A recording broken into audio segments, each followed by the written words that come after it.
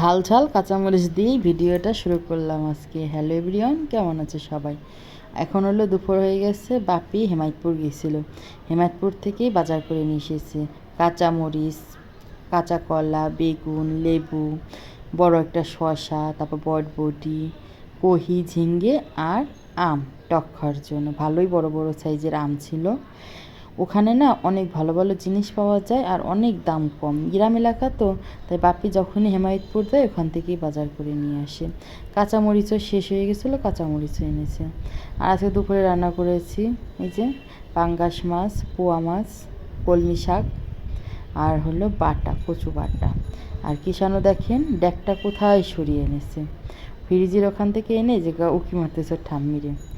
আর এই যে দুধ আনলো কিষানোর দাদু, নিচে দিয়ে গেছে, মানে লিফটে উঠাই দিয়ে গেছে, কিষানের বাপি নিয়ে নিল।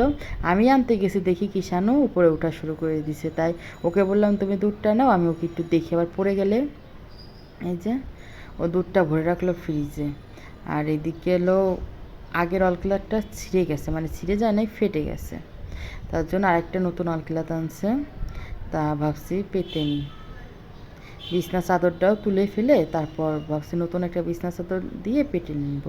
কিষানও তখন বড় হয়েছে, এদিক ওদিক সে বেশি একটা প্রস্রাব করে না, তারপরও পেতে রাখা ভালো, কারণ ছোটো মানুষ কখন কি করে ঠিক নেই। এই যে পেতে নিছি, কালারটা ভালো হয়েছে তাই না? নতুন এই যে আজকে এনেছে।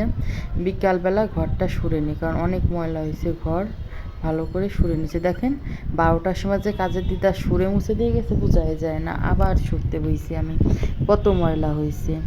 আবার বিকাল হয়েছে, কিষাননীকে নিয়ে ছাদে চলে আসলাম, কারণ মামনি আম কাটতেছে, ফ্রিজে রেখে দিবে যাতে 1 বছর খাওয়া যায়। ছাদে এনে এটা বল দিয়ে ছেড়ে দিছি যে খেলো, কিন্তু খেলে না, ও গাছ গোছ ধরে এটা ওটা করে। একটু পর দারোয়ান চাচা এসেছে গাছে জল দিতে, তার সাথে এখন জল দিবে ও। আর ছাদ ভিজে থাকলে দূরই পিছল খেয়ে পড়ে যাবে, তাই বেশিক্ষণ আসছিলাম না, 20 মতো ছিলাম। কত সুন্দর বেলি ফুল, আর এই যে টগর ফুলও পরি আছে ওই পাশে নাই।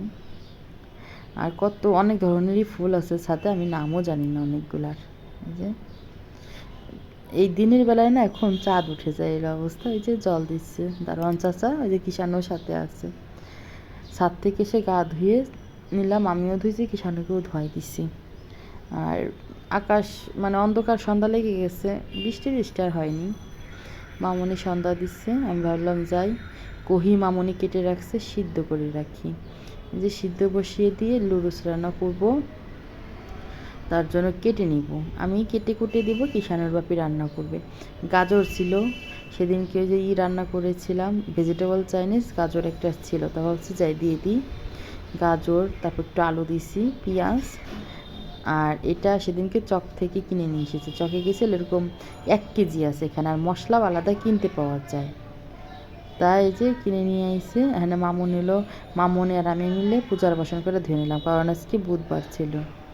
আর এই যে দুধ আনছে, আর এই যে এইগুলিও দিয়ে দিব, মটরশুঁটিগুলি লুচে ভালো লাগে খেতে।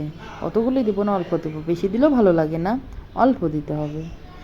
এই যে সিদ্ধ করে নিচ্ছি, আমি সিদ্ধ করে দিলাম, তারপর কিষানের বাপি রান্না করেছে। অল্প করে নিচ্ছি, কারণ এমনিতে প্যাকেট করে আনে, আজকে খোলা বুঝি নাই, অল্পই গেছি, যে প্রথম দিন অল্পই রান্না করে খেয়ে দেখি কেমন। আজকে একটা অন্য লুডুস। যে সানা বাবা রান্না হয়ে গেছে, ও লুডুসটা খুব ভালো রান্না করে, তাই আমি ওকেই বলে যে তুমি রান্না করো আমি খাই। এখন দরজার লাগাবে, মানে আরেকটা লক লাগাবে, তাই লোক আইসে লাগাচ্ছে।